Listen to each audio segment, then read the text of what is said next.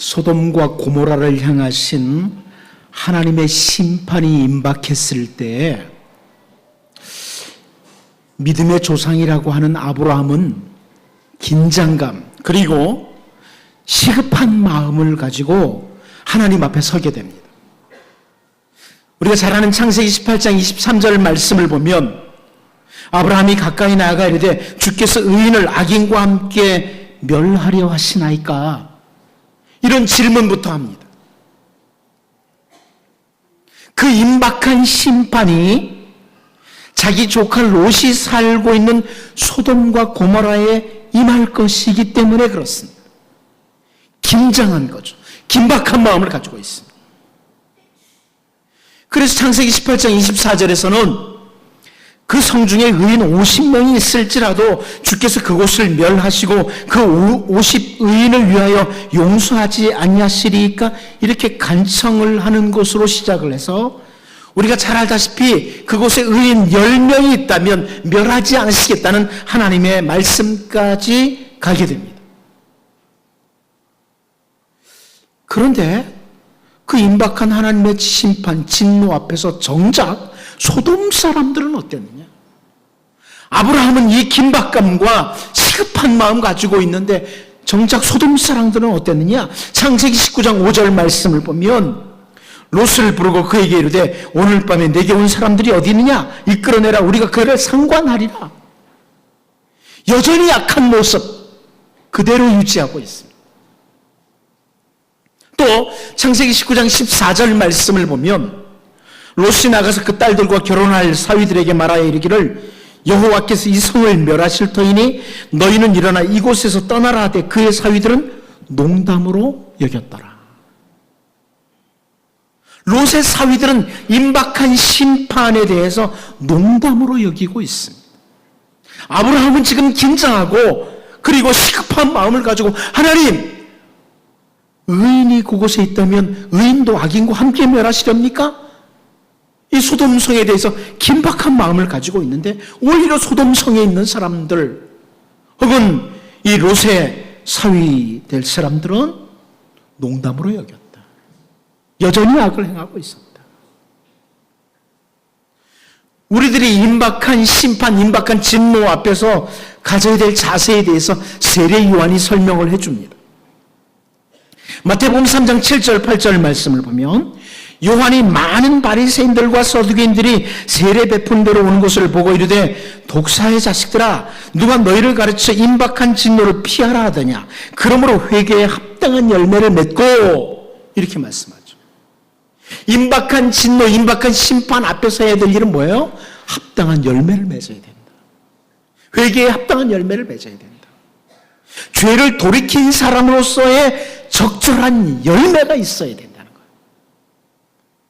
우리는 오늘 본문에서 하나님으로부터 오는 심판, 그 진노가 임박한 여로보암과 이스라엘 백성에 대해서 선지자 아이야를 통해서 경고의 메시지가 전해지고 있고 그 임박한 진노에 대한 경고의 메시지를 듣고도 여로보암이나 이스라엘 백성들이 회개에 합당한 열매를 맺지 못하는 것을 보게 됩니다. 여러분, 우리가 오늘 본문 말씀을 통해서 과거에 여로보암과 그 북이스라엘 사람들이 선지자 아이야를 통해서 임박한 진노에 대한 메시지를 듣고도 아무런 반응을 제대로 안 했기 때문에 그들은 멸망했어. 이것으로 끝나는 게 중요한 게 아니고요. 우리를 돌아보고 우리가 살고 있는 이 시대를 돌아보고 정말 어두움에 깊이 들어간 우리 조국 교회와 조국의 형편을 돌아보면서 우리가 기도하고 회개에 합당한 적절한 열매를 맺어가는 이런 은혜의 백성들이 될 수 있기를 원합니다. 첫 번째로 우리는 본문에서 이미 도끼가 나무 뿌리에 놓였으니 이런 메시지를 듣게 됩니다. 오늘 본문 14절을 같이 한번 읽어봅니다. 같이 봅니다. 시작.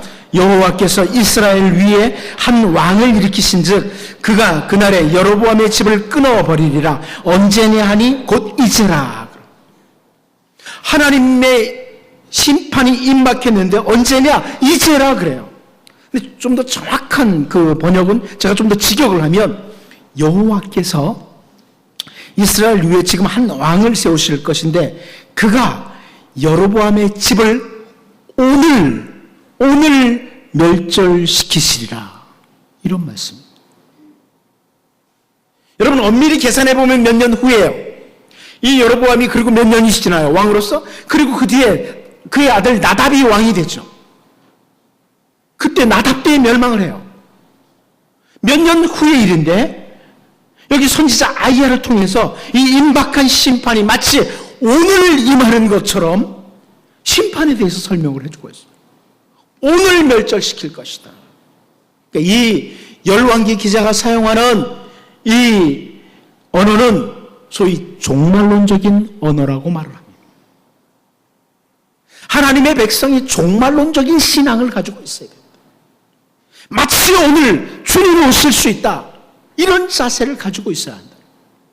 여러분 주님 오늘 오실 수 있습니다. 이 자세를 가지고 살아야 됩니다. 오늘 주님이 오신다면 어떻게 살 것인가? 이게 바로 종말론적인 신앙이에요. 근데 여기 지금 선지자 아이야를 통해서 종말론적인 언어를 사용하고 있는 거예요. 아직 몇 년, 사실 우리가 뒤에 보면 몇 년 남았어요. 역사를 보면. 그런데 오늘 마치 오실 것처럼 종말론적인 언어를 사용하면서 선지자 아이야를 통해서 도끼가 이미 나무 뿌리에 놓였다 이렇게 선포하는 거죠.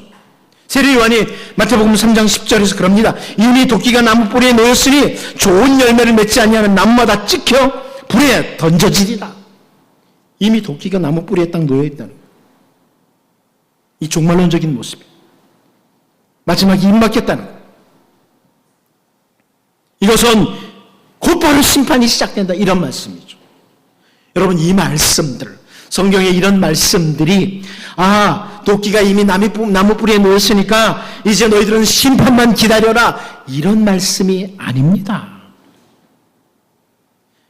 이 마태복음 3장 10절 바로 다음 절이에요. 마태복음 3장 11절에서 세례요한은 이렇게 표현합니다. 나는 너희를 회개하게 하기 위하여 물로 세례를 베풀거니와 내 뒤에 오시는 이는 나보다 능력이 많으시니 나는 그의 신을 들기도 감당하지 못하겠노라. 그는 성령과 불로 너희에게 세례를 베푸실 것이요. 도끼가 나무 뿌리에 놓였어요. 임박했어요. 심판이. 그런데 그 심판만 기다리는 게 아니고 세례요한이 왜 왔어요? 회개하도록 하기 위해서. 회개하도록 하기 위해서. 메시아 되신 예수님은 나보다 능력이 많으신데 그분은 성령과 불로 너희에게 세례를 주실 것이다. 세례 요한은 나는 너희를 회개하게 하기 위해서 왔다.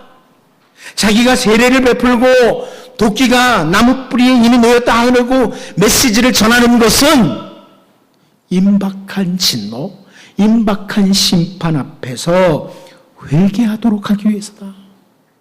회개에 합당한 열매를 맺도록 하기 위해서다. 이렇게 말씀하는 거죠. 하나님께서는 심판받기에 합당한 사람들, 흑암 가운데 있는 백성들에게 선지자를 보내십니다. 오늘 본문의 여로보암과 이스라엘 백성들도 우상 숭배의 깊은 암흑 속에 들어갔어요. 그런데 선지자 아이야를 보내시지 않습니까? 하나님은 심판에 합당한 사람들에게 선지자를 보내요. 하나님께서 선지자 에스겔을 이스라엘의 파수꾼으로 세우시면서 임박한 심판 앞에 있는 백성들을 경고하라고 말씀하십니다. 그런데 하나님이 에스겔을 이스라엘 백성들에게 그 심판이 임박한 백성들에게 보내시는 이유를 설명해줘요. 이거 하나님의 마음을 읽을 수 있어요. 에스겔 33장 11절인데요. 제가 한번 읽을 테니까 여러분 눈으로 따라와 보세요. 하나님의 마음을 읽을 수 있어요. 너는 그들에게 말하라. 주 여호와의 말씀이니라.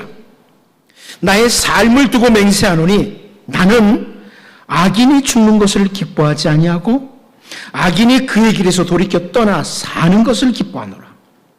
이스라엘 족속아 돌이키고 돌이키라. 너희 악한 길에서 떠나라. 어찌 죽고자 하느냐 하셨다 하라. 무슨 말씀입니까? 하나님의 마음이 보이죠. 하나님의 마음이에요. 이미 나무 뿌리에 놓인 도끼를 확인하고 이제라도 돌이키라. 하나님께서 선지자를 보내시는 것은 이제라도 돌이키라는 거예요. 때로는 정말 죽음을 바로 앞에 둔 순간에 예수님을 받아들이도록 하고 하나님의 백성을 삼으시는 거예요. 이제라도 돌아오라. 그렇게 하시는 거죠.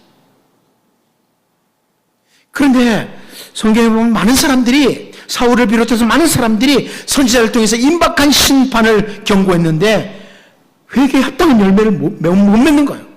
그리고 멸망의 길로 달려가고 말았어요. 오늘 본문 14절 말씀을 보면 하나님께서 한 왕을 일으키시고 하나님께서 여로보암의 집을 끊어버리시는 분이다, 이렇게 표현을 하죠.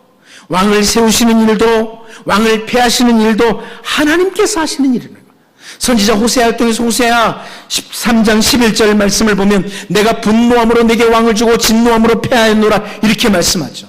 여러분, 하나님은 우리를 세우시기도 하시고 우리를 끊어버리기도 하시는 분이십니다. 우리를 세우시기도 하시고 끊어버리기도 하시는 분이에요.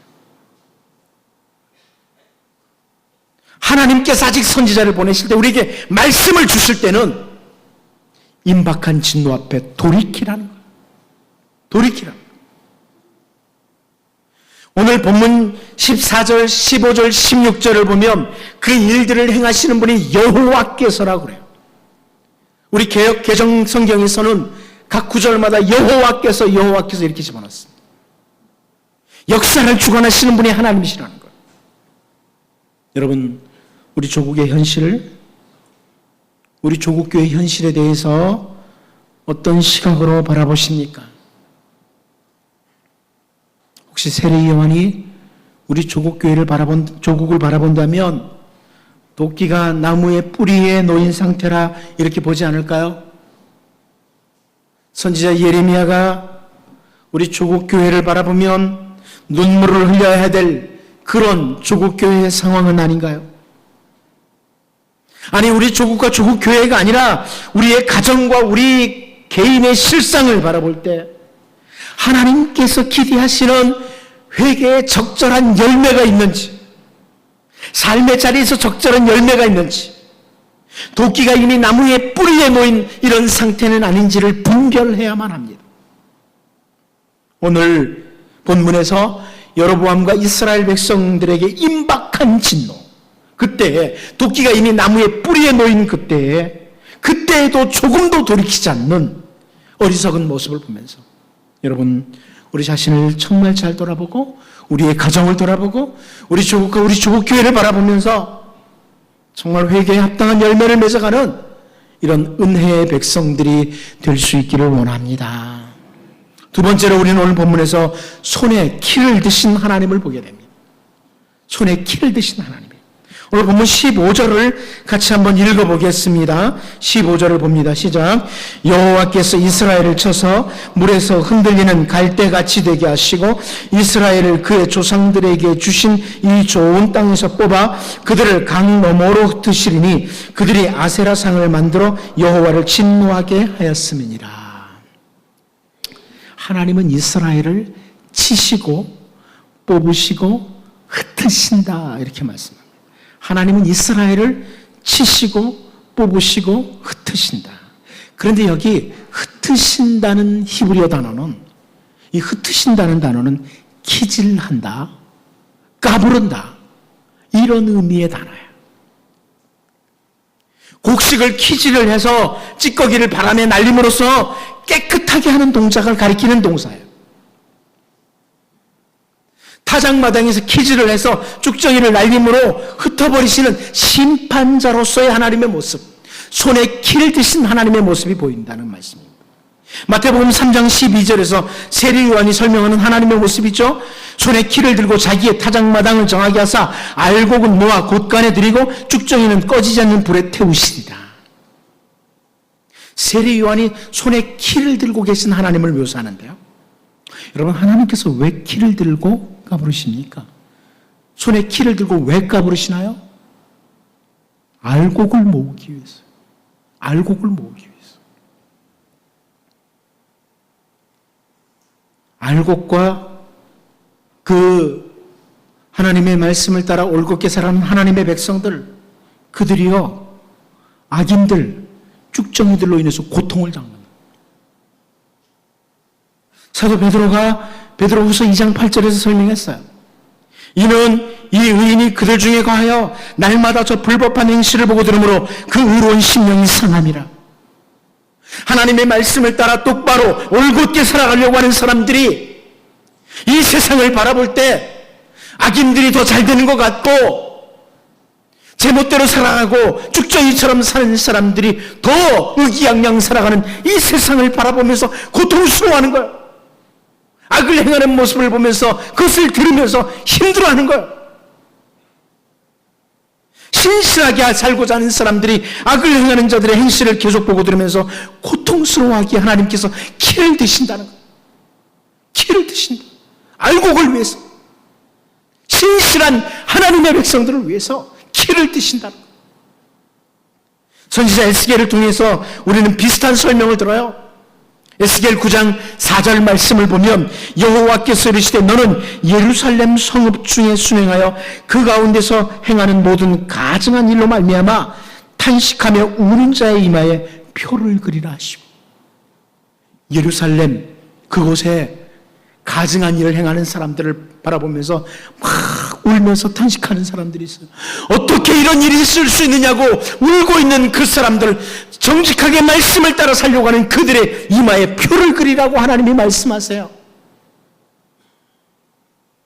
하나님 앞에 가증하게 행하는 사람들이 세상에 존재하기에 탄식하며 우는 사람들이 있다는 거예요. 그들의 이마에 표를 그리면서 구별을 하시고, 에스겔 9장 6절 말씀을 보면 늙은 자와 젊은 자와 처녀와 어린이와 여자를 다 죽이되 이마에 표 있는 자에게는 가까이 하지 말라. 내 성소에서 시작할지니라 하시매 그들이 성전 앞에 있는 늙은 자들로부터 시작하더라. 쭉정이들을 다 죽이는데 이마에 표를 한, 세상이 악한 것을 보면서 올곧게 정직하게 진실하게 말씀을 따라 살던 사람들이 슬퍼하고 애통한 그 사람들에게 이마에 표 있는 그 사람들은 살려두라는 거예요. 알곡과 쭉정이를 구별하시는 거죠. 이렇게 손에 키를 드신 하나님이라는 표현은 다른 표현으로 이스라엘을 정화시키는 하나님이세요. 하나님께서는 단순히 범죄한 자들을 응징하는 파괴적인 응징만 하시는 분이라기보다는 한 걸음 더 나아가 알곡들을 보호하시는, 택한 백성들을 깨끗하게 정화시키시는 긍정적인 의미의 하나님이시라. 하나님께서 그렇게 하시는 모습에 대해서 선지자 호세아를 통해서 말씀하셨죠. 호세아 2장 14절 15절을 보면 그러므로 보라 내가 그를 타일러 거친 들로 데리고 가서 말로 위로하고 거기서 비로소 그의 포도원을 그에게 주고 악원 골짜기로 소망의 문을 삼아 주리니 그가 거기서 응대하기를 어렸을 때와 애굽 땅에서 올라오던 날과 같이 하리라. 거친 들로 데리고 가시는 것은 하나님의 백성들을 정화시키기 위해서, 여로보암으로 말미암아 이스라엘 백성들이 대부분 죄에 빠지는 것, 영향받는 것을 보시고 그들을 정화시키는 거죠. 손에 키를 드신 하나님. 여러분, 하나님은 택한 백성, 그의 택한 의로운 백성들을 위해서 손에 키를 드시는 하나님이시다. 이 모습을 바라보면서 세상이 아무리 악해도 그 가운데서 하나님의 백성으로서 말씀을 따라 올곧게 걸어가며 더 신실하게 살아가는 주님의 은혜의 백성들로 살 수 있기를 바랍니다. 마지막 한 가지 더 봅니다. 침묵의 동조로 인하여. 저는 오늘 본문에서 이 침묵의 동조로 인하여 이 부분을 보면서 참 세상에 살면서 참 많이 잘못하는 것들이 많다 하는 생각을 좀 했어요. 침묵의 동조라. 오늘 보면 15절, 16절을 같이 한번 보겠습니다. 여호와께서 이스라엘을 쳐서 물에서 흔들리는 갈대같이 되게 하시고 이스라엘을 그의 조상들에게 주신 이 좋은 땅에서 뽑아 그들을 강 너머로 흩으시리니 그들이 아세라상을 만들어 여호와를 진노하게 하였음이니라. 여호와께서 여로보암의 죄로 말미암아 이스라엘을 버리시리니 이는 그도 범죄하고 이스라엘로 범죄하게 하였음이니라 하니라. 자, 여기 단순히 여로보암의 집만이 아니라 이스라엘을 언급하세요. 이스라엘. 여로보암만이 아니라. 이 15절, 16절에 이스라엘이라는 표현이 3번 나와요. 히브리어에서도. 여로보암이 베델과 단에 금송아지 우상을 만들고 레위 사람 아닌 사람으로 제사장을 삼고 절기를 자기 마음대로 바꾸는 정책을 쓰는데, 이스라엘의 수많은 백성들이, 하나님의 택한 백성이라는 그들이 그 잘못에 대해서 아무도 반대하거나 항의하지 않고 침묵의 동조를 하고 있다는 거예요. 침묵의 동조를 하고 있다. 결국 이것은 여로보암만이 죄를 지은 것이 아니라는 거예요. 이스라엘 백성들이 그 죄를 짓는 일에 동조하고 있다, 동참하고 있다는 거예요. 여러분, 예레미야 때도 마찬가지예요. 예레미야 5장 31절 말씀을 보면 선지자들은 거짓을 예언하며 제사장들은 자기 권력으로 다스리며 내 백성은 그것을 좋게 여기니 마지막에는 너희가 어찌 하려느냐. 거짓을 예언하는 선지자들, 자기 권력화하는 제사장들, 그런데 하나님의 백성이라고 하는 유다 백성들이 그것을 좋게 여깁니다. 그것을 좋게 여깁니다. 그렇게 거짓으로 예언하는 선지자들에게 침묵의 동조를 한 유다 백성들, 자기 권력으로 다스리는 제사장들에게 동조하던 유다 백성들에게 결국은 심판이 임합니다. 심판이 임합니다. 오늘 본문 16절을 보면 하나님께서 이스라엘을 버리신다 이렇게 말씀합니다. 여기 버리신다는 단어는 포기하신다는 뜻이에요. 하나님께서 이스라엘을 포기하시겠다는 거예요. 무서운 심판입니다.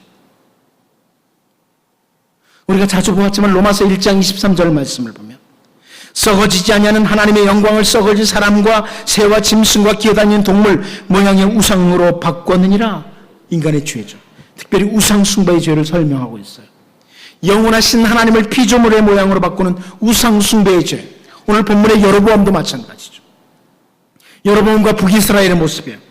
그래서 하나님께서 로마서 1장 24절에서 뭐라고 말씀합니까? 그러므로 하나님께서 그들을 마음의 정욕대로 더러움에 내버려 두사 그들의 몸을 서로 욕되게 하게 하셨으니. 더러움에 내버려 두시는 것, 포기하시는 것, 그것은 무서운 심판입니다.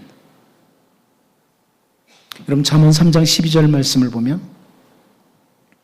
대저 여호와께서 그 사랑하시는 자를 징계하시기를 마치 아비가 그 기뻐하는 아들을 징계함 같이 하시느니라 그럽니다. 하나님은 사랑하는 자녀를 징계하듯이 징계하시는 분이다. 그러니까 여러분, 때로는 하나님의 징계가 있는 것 같을 때예요.